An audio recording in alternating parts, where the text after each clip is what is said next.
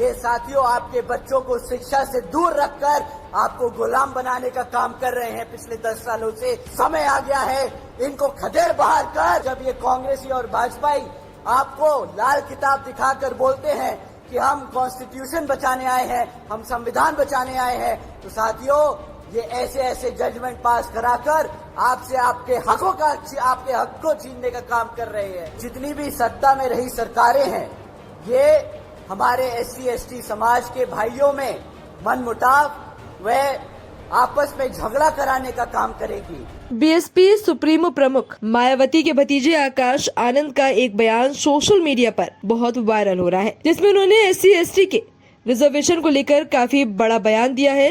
इसके साथ ही उन्होंने कांग्रेस और बीजेपी पर भी निशाना साधा है। क्या कुछ कहा आकाश आनंद ने, आप भी सुनिए। साथियों, आप लोगों ने शायद सुप्रीम कोर्ट का एक अभी जजमेंट आया है SC/ST रिजर्वेशन के ऊपर, शायद आप लोगों ने उस चीज पे ध्यान ना दिया हो, परंतु बहन जी ने प्रेस कॉन्फ्रेंस कर इस पे अपने विचार आप लोगों के बीच में रखे। मैं उनके बात को आप लोगों के बीच में समक्ष में रखना चाहूंगा। साथियों, सुप्रीम कोर्ट का जो जजमेंट अभी आया है, उसके तहत जो SC/ST में जो जातियां हैं, उनको रिजर्वेशन देने का अधिकार जो आज तक पार्लियामेंट और राष्ट्रपति के पास हुआ करता था, वो आज उनसे छीनकर राज्य की सरकारों को देने का काम कर दिया गया। साथियों, इससे हमारे सभी SC/ST भाइयों का जो नुकसान है वो आप लोगों के बीच में मैं रखता हूं। साथियों, जब ये जजमेंट दिया जा रहा था, तब माननीय सुप्रीम कोर्ट ने सभी राज्य की सरकारों से अपने वकीलों को कहा था कि भाई आप लोग अपने वकील हमारे सामने लाएं और अपना प्रस्ताव रखें, अपनी मुद्दे रखने, अपनी बात रखें कि इस जजमेंट पे हम अपना डिसीजन ले। उससे पहले आप अपनी बात बताएं कि आपका क्या कहना है। साथियों, कांग्रेस के वकील वहां मौजूद थे, भाजपा के वकील मौजूद थे, और उस जजमेंट से पहले किसी भी एक पार्टी के वकील ने उस जजमेंट पे हमारे SC/ST भाइयों का हित में एक भी शब्द नहीं बोला।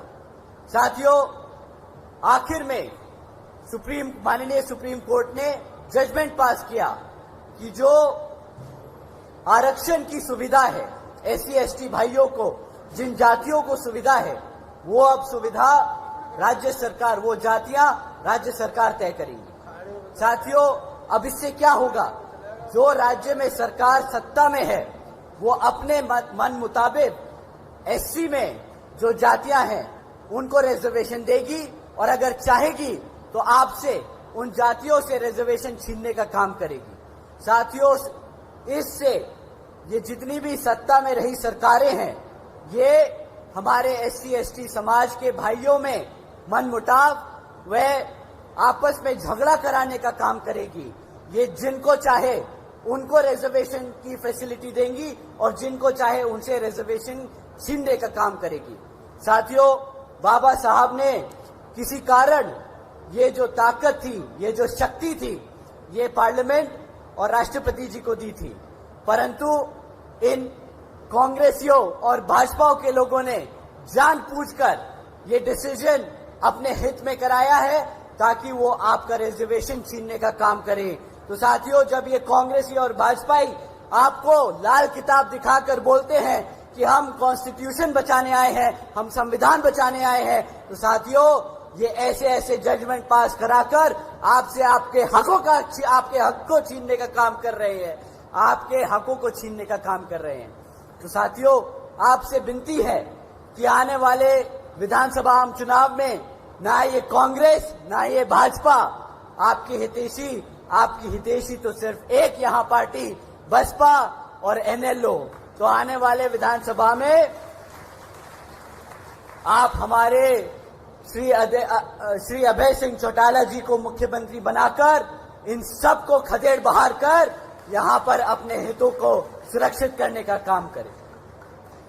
साथियों, पिछले 10 सालों से यहां हरियाणा प्रदेश में भाजपा की सरकार यहाँ भाजपा की सरकार आसीन है और पिछले 10 सालों में इन्होंने कई विरोधी काम, जनता विरोधी, किसान विरोधी, दलित, SC ST विरोधी काम करे हैं। परंतु अब विधानसभा आम चुनाव सर पर हैं तो ये आप लोगों के बीच में आकर आपसे वोट मांगने का काम करेंगे। परंतु इस बारी आप सबको वोट डालने से पहले इनसे कुछ जरूरी मुद्दों पर सवाल करने हैं। मैं साथियों आपसे जाति और धर्म के आधार पर सवाल करने को नहीं कहूंगा। मैं आपसे कहूंगा कि आप इनसे शिक्षा पे, रोजगार पे और बढ़ती हुई महंगाई पे सवाल करें। मैं यहाँ मौजूद मेरी सभी माँ बाप, मेरे सभी बड़े माँ बाप और युवा साथियों से पूछना चाहूंगा कि पिछले 10 सालों में आपके बच्चों के लिए, मेरे युवा साथियों, आपके रोजगार के लिए, आपकी शिक्षा के लिए इस सरकार ने क्या काम किया। साथियों, बीजेपी की सरकार के चलते हुए पिछले 10 सालों में यहाँ 5000 से ज्यादा प्राइमरी स्कूल बंद कर दिए गए। एक तरफ बच्चों की पढ़ने की संख्या बढ़ रही है और दूसरी तरफ ये भाजपा की सरकार आपके प्राइमरी स्कूल बंद कर रही है ताकि आपके बच्चे शिक्षा ना हासिल कर सकें। साथियों, एक तरफ सरकार के पास हरियाणा में 2200 सीनियर स्कूल हैं, उनमें से 1000 से ज्यादा स्कूलों में प्रिंसिपल तक नहीं है। साथियों, अब आप ही बताइए कि जिन बच्चे इन सरकारी स्कूलों में पढ़ रहे हैं, अगर उन स्कूलों में शिक्षक नहीं होंगे तो आपको क्या लगता है कि आपके बच्चे कभी पढ़ लिख पाएंगे?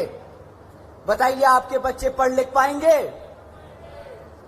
जब बच्चे आपके पढ़ेंगे लिखेंगे नहीं तो क्या करेंगे? इन लोगों की गुलामी ही करनी पड़ेगी। ये साथियों आपके बच्चों को शिक्षा से दूर रखकर आपको गुलाम बनाने का काम कर रहे हैं पिछले 10 सालों से। समय आ गया है इनको खदेड़ बहार कर यहाँ पर श्री अभय सिंह चौटाला जी को मुख्यमंत्री बनाकर अपने भविष्य को सुरक्षित करने का।